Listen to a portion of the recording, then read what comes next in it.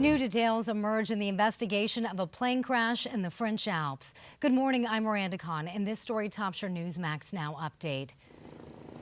As search crews continue to fly into the mountains, a German newspaper says the pilot of that plane, locked out of the cockpit, can be heard screaming, "For God's sakes, open the door," on a voice recorder. Another German paper says a co-pilot, Andreas Lubitz, was being treated by several neurologists and psychiatrists. There's some evidence he feared losing his eyesight.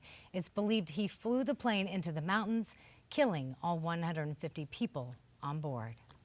Iran now says a U.S. drone strike killed 2 of its advisors in Iraq.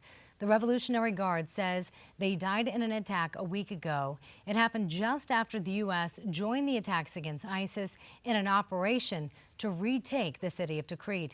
The U.S. says it has only struck militants in the campaign against ISIS.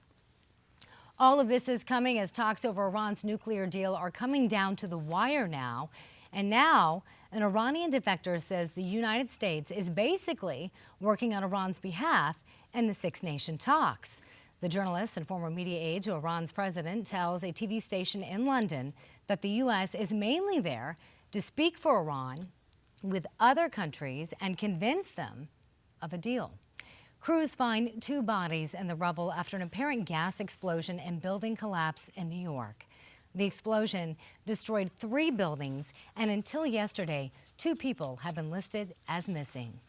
Everyone who had been reported missing has now been found. The likelihood of anyone else being here is very small. It's believed gas and plumbing work being done in one of the buildings that collapsed may have led to the explosion. Indiana's governor says a controversial law protecting religious freedom will not change. Critics say it could be used by business owners to discriminate against members of the LGBT community. But Governor Mike Pence says that's just shameless rhetoric. We're not going to change the law, okay? But if the General Assembly in Indiana sends me a bill that adds a section and clarifies what the law really is, then I'm open to that. A federal version of the law has been on the books since 1993, and several other states have similar laws. And President Obama may have been trying to get off Air Force One just a little too quickly.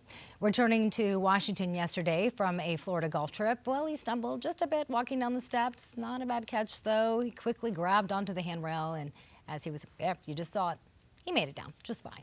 Another Newsmax Now update coming your way in a half hour.